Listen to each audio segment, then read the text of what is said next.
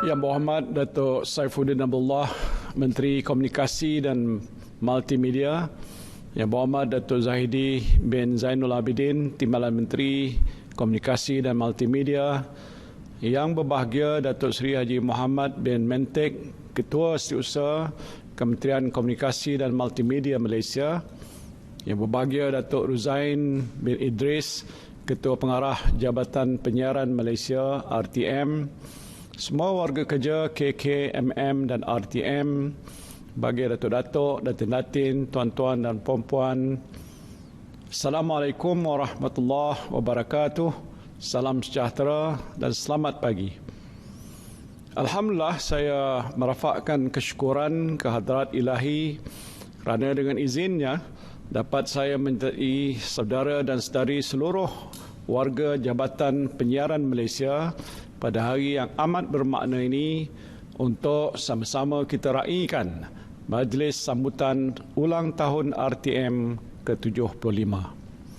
Terima kasih saya ucapkan pada Kementerian Komunikasi dan Multimedia Malaysia dan Jabatan Penyiaran Malaysia selaku penganjur atas kesudian menjemput saya untuk meresmikan majlis sambutan ini. Saudara dan saudari yang saya kasihi sekalian, melewati lebih 7 dekad kewujudan RTM di pesada penyiaran Malaysia, pada hemat saya bukan saja membanggakan kita semua, malah pencapaian ini juga menjadi amat signifikan kepada perkembangan dan kemajuan industri penyiaran dan industri kreatif negara. Kebanggaan ini bukanlah semata-mata kepada warga RTM, malah seluruh masyarakat di negara ini tumpang gembira dan bangga dengannya. Masing-masing ada sentuhan tersendiri, sama ada dari pihak warga kerja yang memberi khidmat, begitu juga pihak masyarakat yang menerima khidmat. Dalam usia yang sudah begitu matang ini, kita hendaklah meneruskan segala usaha membawa perubahan sesuai dengan perkembangan teknologi semasa dan selera masyarakat. Ini kepenting kerana tuntutan masyarakat sekarang ini mencangkaui citarasa berbeza di era generasi baru yang begitu mahir dengan kecanggihan teknologi maklumat.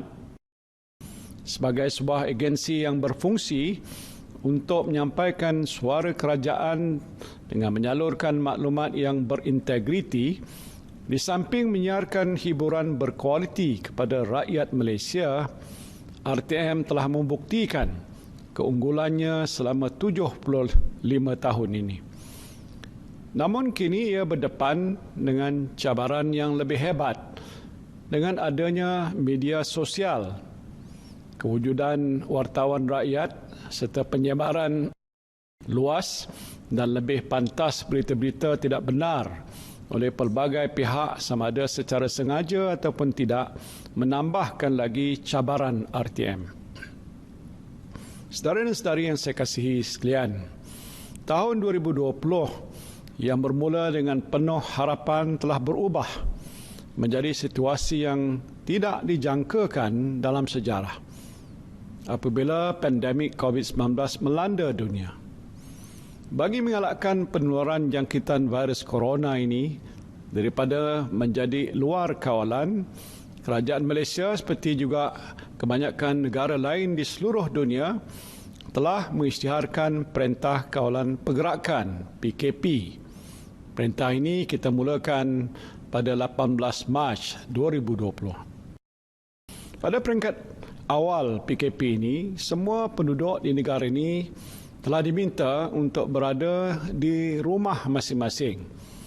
Dan RTM sebagai penyiar kebangsaan telah mengambil tindakan strategik dengan menjadikan TV1 sebagai saluran COVID-19. Semua siaran langsung, sidang media Perdana Menteri, Menteri Kanan Keselamatan dan Ketua Pengarah Kesihatan disiarkan secara langsung oleh RTM.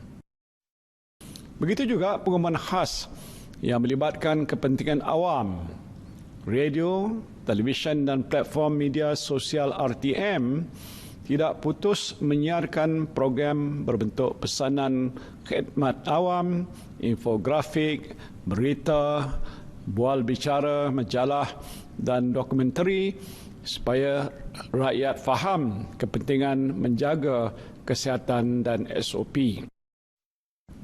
Syabas saya ucapkan pada RTM dan seluruh warga kerjanya atas kegigihan dan kejayaan pemberi perkhidmatan ini.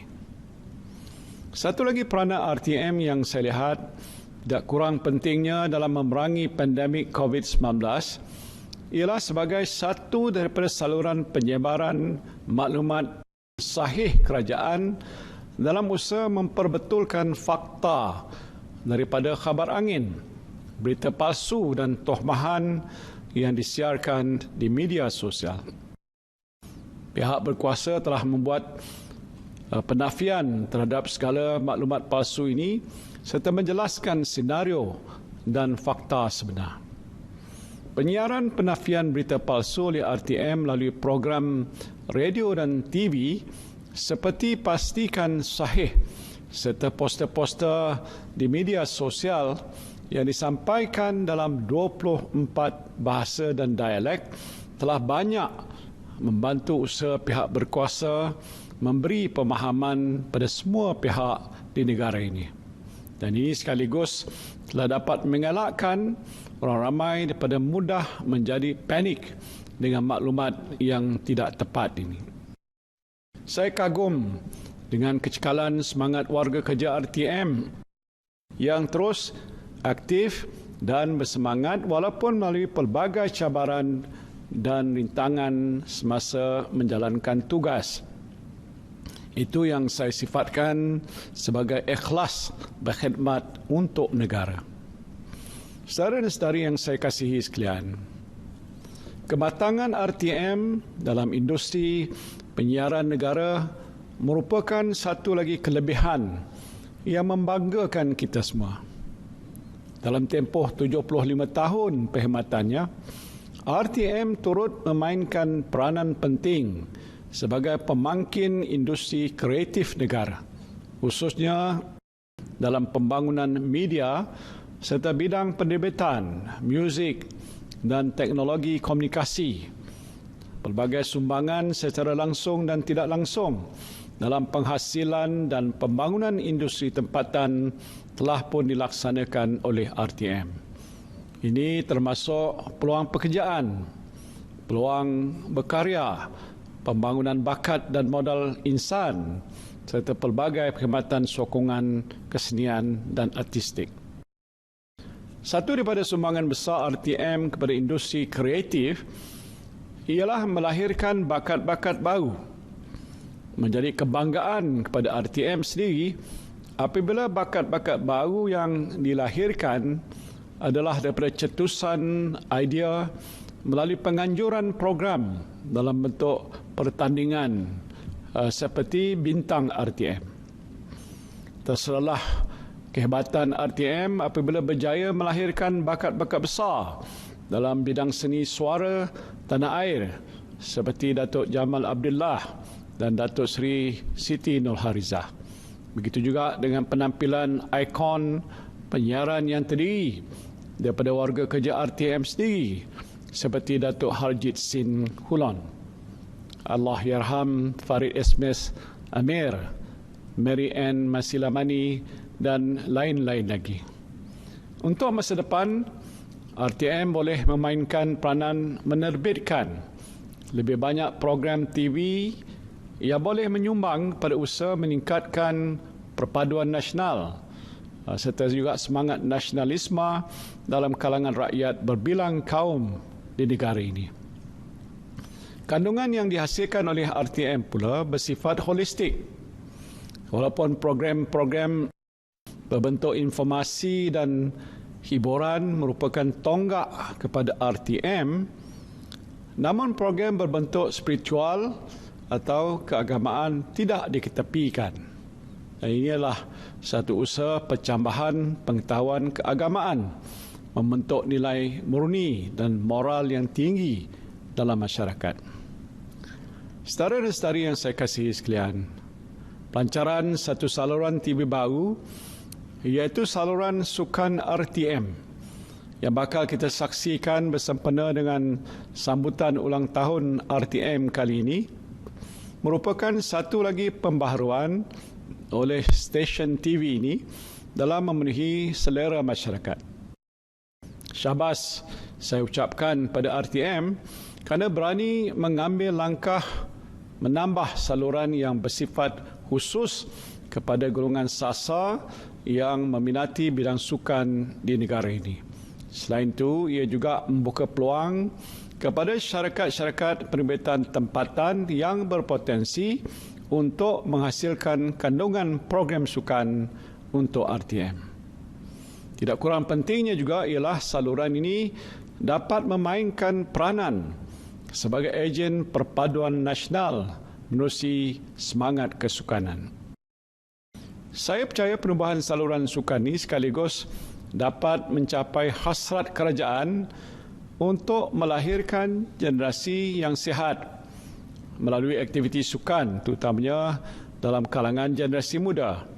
Promosi kesihatan rakyat melalui aktiviti sukan ini membolehkan golongan muda mengisi masa dengan perkara yang berfaedah.